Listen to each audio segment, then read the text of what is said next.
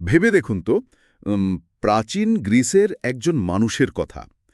একদিকে তিনি Alexander the গ্রেটের মতো একজন বিশ্ববিজয়ের শিক্ষক। হ্যাঁ, একটা বিশাল ব্যাপার। একদম। আবার অন্যদিকে প্লেটোর মতো মহান দার্শনিকের প্রিয় ছাত্র। মানে তার চিন্তার পরিধি ঠিক কতটা বিশাল হতে পারে, তাই না? সত্যি বলতে পরিধিটা ভাবলেই অবাক লাগে। রাইট। আমরা অনেকেই তাকে ফিলসফি বা রাষ্ট্রবিজ্ঞানের একজন হেভিওয়েট হিসেবে চিনি, কিন্তু অনেকেই হয়তো জানেন না যে এই একই মানুষ তার জীবনের একটা বড় সময় কাটিয়েছেন স্কুইড বা ধরুন কাঁকড়া, অক্টোপাস এসব ব্যবচ্ছেদ করে। হ্যাঁ হ্যাঁ, শুনতে একটু অদ্ভুত লাগলেও এটাই সত্যি। আচ্ছা, চলুন বিষয়গুলো একটু খুলে দেখা যাক। একজন মানুষের মস্তিষ্কে একই সাথে পলিটিক্স আর বায়োলজির এমন অদ্ভুত সহ অবস্থান কিভাবে সম্ভব, আর সেই চিন্তাধারা কিভাবে আজকের দিনের সরকার ব্যবস্থাকেও সংজ্ঞায়িত করছে, সেটাই আজ আমরা এক্সপ্লোর করব। প্রাচীন গ্রিসের প্রেক্ষাপটে চিন্তা করলে আসলে এই ব্যাপারটা আসলেই খুব ফ্যাসিনেটিং। মানে আমরা এমন একজনের কথা বলছি যিনি খ্রিস্টপূর্ব ৩৮৪ থেকে ৩২২ অব্দের মধ্যে পৃথিবীতে ছিলেন। রাইট, অনেক আগের কথা। হ্যাঁ, তো তখন নলেজ বা জ্ঞান আজকের মতো এরকম আলাদা আলাদা বক্সে বন্দি ছিল না।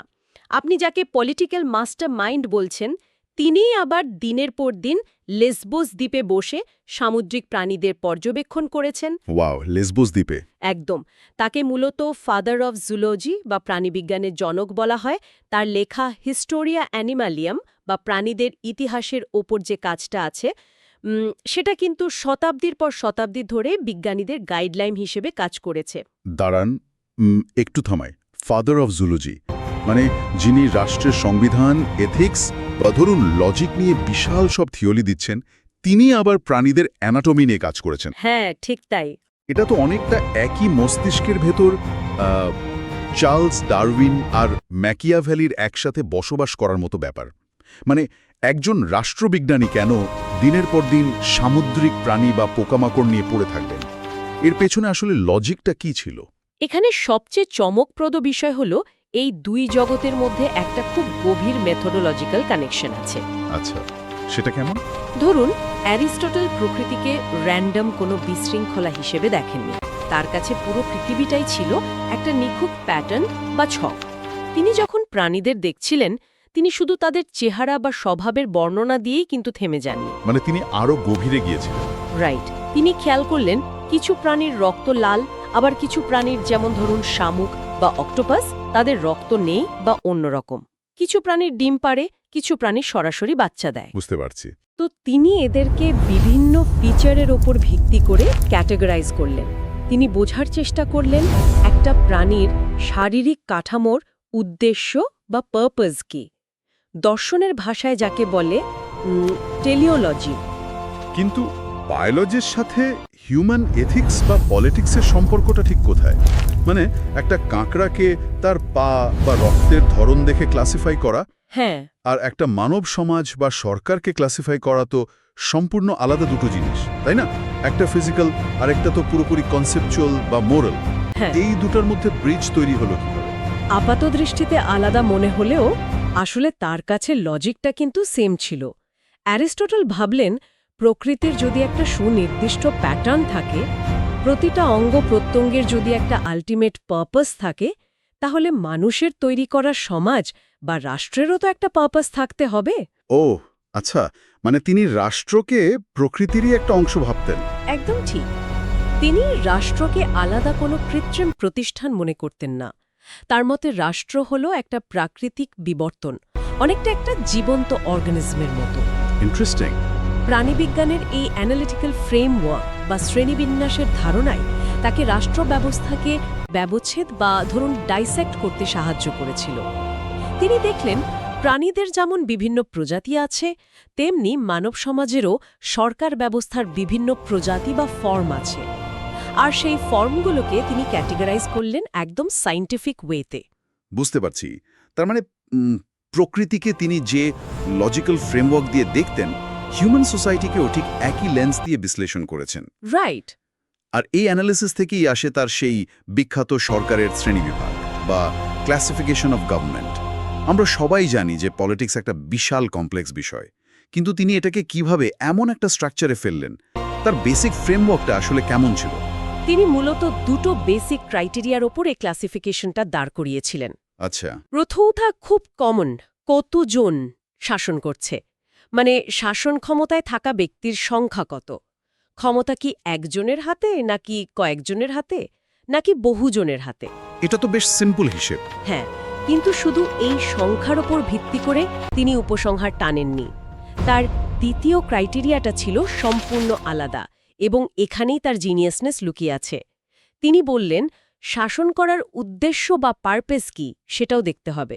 এখানেই বিষয়টি সবচেয়ে আকর্ষণীয় হয়ে ওঠে, কারণ আমরা সাধারণত সরকার বা পলিটিক্স নিয়ে কথা বলার সময় বাহ্যিক কাঠামোর দিকেই তাকাই, তাই না? একদম, আমরা স্ট্রাকচারটাই দেখি আগে। দেশে কি রাজা আছেন, নাকি একটা নির্বাচিত সংসদ আছে? কে প্রাইম মিনিস্টার, কে প্রেসিডেন্ট, এসব নিয়ে আমাদের যত আলোচনা। কিন্তু অ্যারিস্টটল এই বাহ্যিক কাঠামোর চেয়েও ভেতরের মোটিভেশন বা উদ্দেশ্যের ওপর বেশি জোর দিলেন। তিনি কেবল কে দেশ চালাচ্ছে তা নিয়ে সন্তুষ্ট ছিলেন না। রাইট, তিনি কারণটাও খুঁজতে চেয়েছিলেন। হ্যাঁ, বরং কিভাবে বা কেন চালাচ্ছে সেটি ছিল তার কাছে প্রধান প্রশ্ন। কিন্তু উদ্দেশ্য জিনিসটা তো খুব সাবজেক্টিভ, তাই না? কেউ তো আর নিজে থেকে বলবে না যে সে খারাপ উদ্দেশ্যে দেশ চালাচ্ছে। তাহলে অ্যারিস্টটল এটাকে কিভাবে মাপলেন? এক্স্যাক্টলি, কেউ নিজে থেকে স্বীকার করবে না। কিন্তু অ্যারিস্টটলের কাছে এই মাপকাঠিটা খুব অবজেক্টিভ ছিল। তিনি বললেন, একটা সরকারের ফর্ম বা বাহ্যিক রূপ কখনো তার আসল ক্যারেক্টার ডিফাইন করতে পারে না। ওকে, আসল প্রশ্ন হল, ওই ক্ষমতাটা কার স্বার্থে ব্যবহার করা হচ্ছে। রুলার বা শাসক কি কমন গুড বা বৃহত্তর জনকল্যাণের জন্য কাজ করছেন, নাকি নিজের পকেট ভারী করার জন্য? রাষ্ট্রবিজ্ঞানে এই কমন গুড বনাম সেলফ ইন্টারেস্টেড ডিবেটটা তিনি সেই সময়েই দাঁড় করিয়েছিলেন। ওকে। তো এই কমন গুড বনাম সেলফ ইন্টারেস্টের উপর ভিত্তি করেই তিনি তার সেই বিখ্যাত ম্যাট্রিক্সটা তৈরি করেছেন। হ্যাঁ, ঠিক তাই।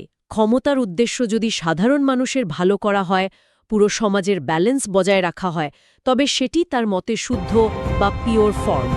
একদম। আর উদ্দেশ্য যদি হয় শুধু শাসকের নিজের স্বার্থ রক্ষা বা ক্ষমতা কুক্ষিগত করে রাখা, তবে সেটি বিকৃত বা ডেভিয়েন্ট ফর্ম। এই লজিকের উপর বেস করে তিনি ৬টা আলাদা মডেল দাঁড় করিয়েছেন। তো প্রথমেই আসা যাক, যখন ক্ষমতা মাত্র একজনের হাতে থাকে। হ্যাঁ, যখন একজন মাত্র ব্যক্তি রুল করেন এবং তার উদ্দেশ্য থাকে পুরো রাষ্ট্রের বা নাগরিকদের কল্যাণ নিশ্চিত করা, তখন অ্যারিস্টটলের ভাষায় সেটা হলো মোনার্কি বা রাজতন্ত্র। আচ্ছা, এখানে রাজা অনেকটা পরিবারের একজন আদর্শ পিতার মতো। তিনি হয়তো একা সিদ্ধান্ত নিচ্ছেন, কিন্তু সবার মঙ্গলের জন্যই নিচ্ছেন। আমাদের শ্রোতারা সবাই মোনার্কি কি তা জানেন। ইতিহাসে হাজারো রাজার গল্প আমরা পড়েছি। কিন্তু অ্যারিস্টটলের কাছে মোনার্কির ডেফিনেশনটা শুধু মাথায় মুকুট পরা আর সিংহাসনে বসার মধ্যে সীমাবদ্ধ ছিল না। না, একদমই না। মুকুট পরে রাজা রাষ্ট্রের টাকা কোথায় খরচ করছেন, জনগণের রাস্তাঘাট বানানোর জন্য নাকি নিজের জন্য আরও 5টা রাজপ্রাসাদ বানানোর জন্য, সেটাই ছিল আসল পয়েন্ট। কিন্তু আমরা তো ইতিহাসে দেখেছি বেশিরভাগ রাজতন্ত্রই শেষ পর্যন্ত খুব একটা ভালো অবস্থায় থাকে না। তাহলে এই মোনার্কিটা বিকৃত হয় কিভাবে? এর পেছনের মেকানিজমটা কি? খুব সুন্দর একটা পয়েন্ট ধরেছেন। এই বিকৃত হওয়ার মেকানিজমটা কিন্তু রাতারাতি ঘটে না। ধরুন, প্রথম প্রজন্মের যিনি রাজা, তিনি হয়তো খুব মহৎ ছিলেন, যুদ্ধে লিড দিয়েছেন, জনগণের কষ্ট বুঝতেন। হ্যাঁ, আইডিয়াল একজন লিডার। কিন্তু ক্ষমতা যখন বংশ পরম্পরায় তার সন্তানের বা নাতির কাছে গেল, সে হয়তো রাজপ্রাসাদের বাইরে জনগণের সেই কষ্টটা কখনো চোখেই দেখেনি। রাইট, সিলভার স্পুন নিয়ে জন্ম। একদম, তার ওই মোরাল কম্পাসটা নেই। তখন সে ভাবতে শুরু করল, রাষ্ট্রটা তো আমার ব্যক্তিগত সম্পত্তি, জনগণ আমার প্রজা, আমি যা খুশি তাই করতে পারি।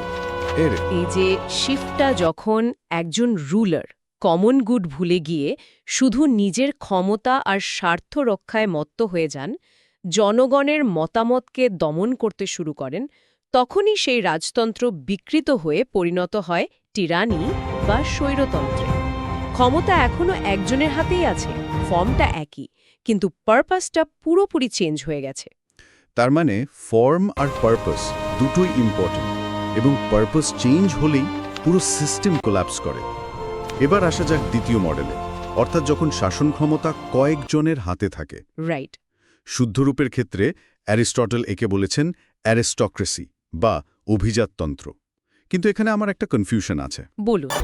অ্যারিস্টটল বলতে তো আমরা সাধারণত ওই এলিট ক্লাস মানে ধনী জমিদার বা লর্ডদের একটা শ্রেণীকে বুঝি, যারা অন্যদের চেয়ে নিজেদের সুপিরিয়র মনে করে। অ্যারিস্টটল এই এলিটদের শাসনকে শুদ্ধ ফর্ম বলছেন কেন? এই জায়গাটাতেই প্রাচীন গ্রিক কনসেপ্ট আর আমাদের মডার্ন পারসেপশনের মধ্যে একটা বড় পার্থক্য আছে। অ্যারিস্টটলের কাছে অ্যারিস্টোক্রেসির আক্ষরিক অর্থ ছিল রুল অব দ্য বেস্ট বা সবচেয়ে যোগ্যদের শাসন। ওহ, যোগ্যদের শাসন। হ্যাঁ, এখানে এলিট বলতে তিনি সম্পদের দিক থেকে বা জন্মসূত্রে এলিট বোঝাননি, বরং মেরিট, উইজডম বা প্রজ্ঞার দিক থেকে এলিট বুঝিয়েছেন। সমাজের সবচেয়ে জ্ঞানী, গুণী, অভিজ্ঞ এবং ফিলসফিক্যাল মাইন্ডের কয়েকজন মানুষ যখন এক হয়ে বৃহত্তর সমাজের মঙ্গলের জন্য পলিসি মেকিং করেন, তখন সেটাকে তিনি অ্যারিস্টোক্রেসি বলেছেন। আচ্ছা, তার মানে এখানে ফোকাসটা টাকার উপর নয়, বরং মেরিটের উপর। যারা রাষ্ট্রের ভালো মন্দ সবচেয়ে ভালো বোঝেন তারাই দায়িত্ব নেবেন। কিন্তু এটাও তো একসময় করাপ্টেড হতে পারে, তাই না? সেই গুণী মানুষগুলো বা তাদের পরবর্তী প্রজন্ম যখন জনকল্যাণ ভুলে যায়, তখন কি ঘটে? তখনই সেটা বিকৃত হয়ে অলিগার্কি বা কুলীনতন্ত্রে পরিণত হয়। মেকানিজমটা খেয়াল করুন। প্রথম প্রজন্মের অ্যারিস্টোক্র্যাটরা হয়তো মেরিট দিয়ে ক্ষমতায় এসেছিল, হ্যাঁ, কিন্তু সময়ের সাথে সাথে তারা যখন সম্পদের পাহাড় গড়তে শুরু করল, তখন তাদের ফোকাস শিফট হয়ে গেল। তারা ভাবতে শুরু করল কিভাবে এই সম্পদ এবং নিজেদের ক্লাসের প্রিভিলেজগুলো ধরে রাখা যায়। মানে নিজেদের স্বার্থটাই তখন বড় হয়ে দাঁড়ায়। একদম। তখন আর মেরিট বা প্রজ্ঞা ম্যাটার করে না, ম্যাটার করে ব্যাংক ব্যালেন্স বা পলিটিক্যাল কানেকশন। সমাজের গুটি কয়েক ধনী ব্যক্তি যখন শুধু নিজেদের শ্রেণী স্বার্থ, ব্যবসা এবং সম্পদ রক্ষার জন্য রাষ্ট্র চালায়, গরিবদের এক্সপ্লয়েট করে, অ্যারিস্টটল সেটাকেই অলিগার্কি বলেছেন। Make sense. সম্পদ কিভাবে একটা পুরো সিস্টেমের মোটিভেশন চেঞ্জ করে দেয়, এটা তার একটা ক্লাসিক উদাহরণ। এবার আসা যাক সবচেয়ে ইন্টারেস্টিং এবং কন্ট্রোভার্সিয়াল মডেলে, বহুজনের শাসন।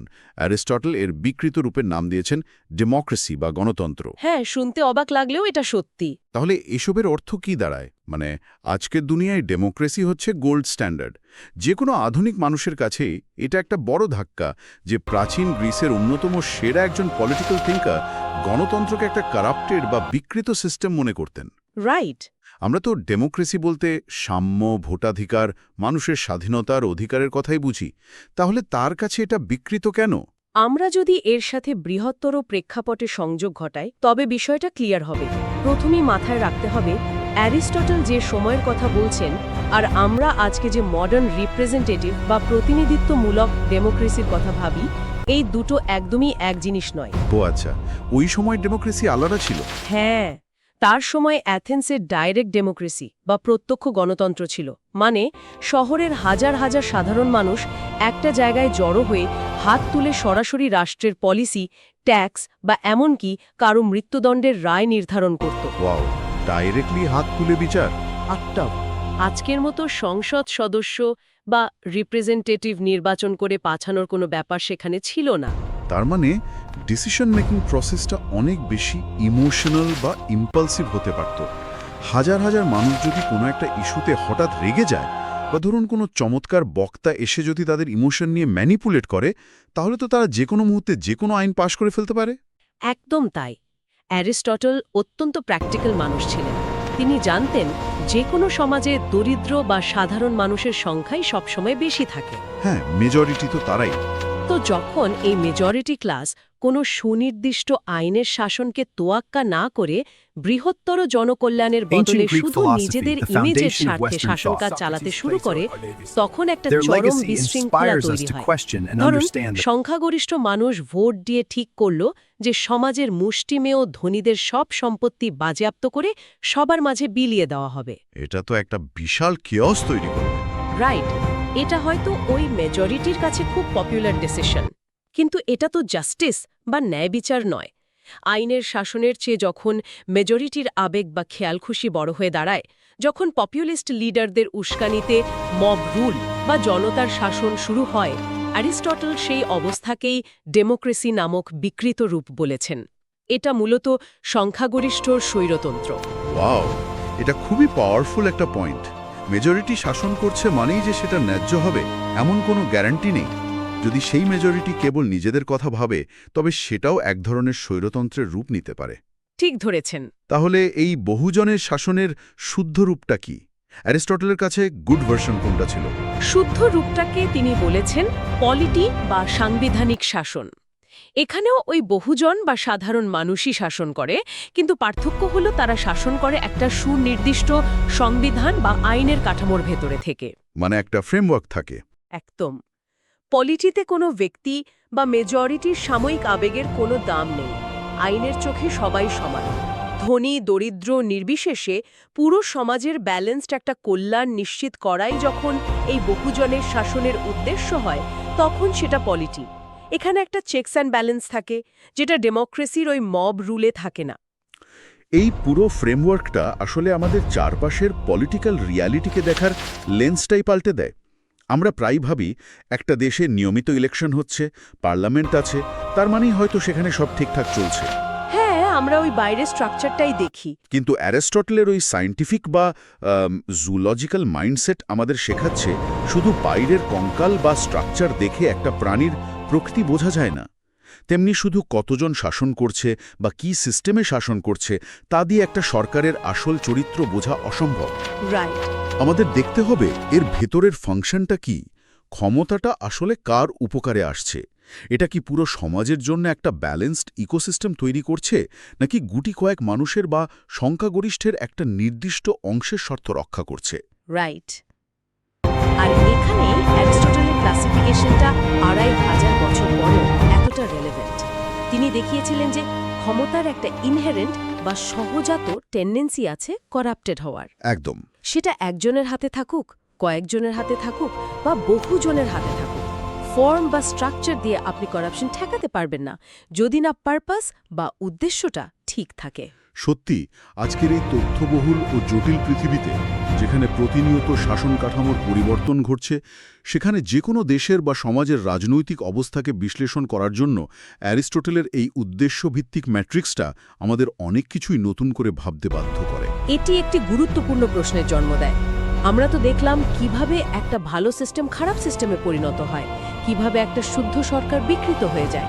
কিন্তু একটা সমাজ ঠিক কোন পয়েন্টে গিয়ে তার এই কমন গুডের কম্পাসটা হারিয়ে ফেলে? রাজতন্ত্র কখন ঠিক কোন নির্দিষ্ট মুহূর্তে নিঃশব্দে স্বৈরতন্ত্রের রূপ নেয়? এটা একটা বিশাল প্রশ্ন। অথবা বহুজনের যে সাংবিধানিক শাসন বা পলিটি, তা কখন ধীরে ধীরে সংখ্যাগরিষ্ঠের খেয়াল খুশিতে বা ওই বিকৃত ডেমোক্রেসিতে পরিণত হয়?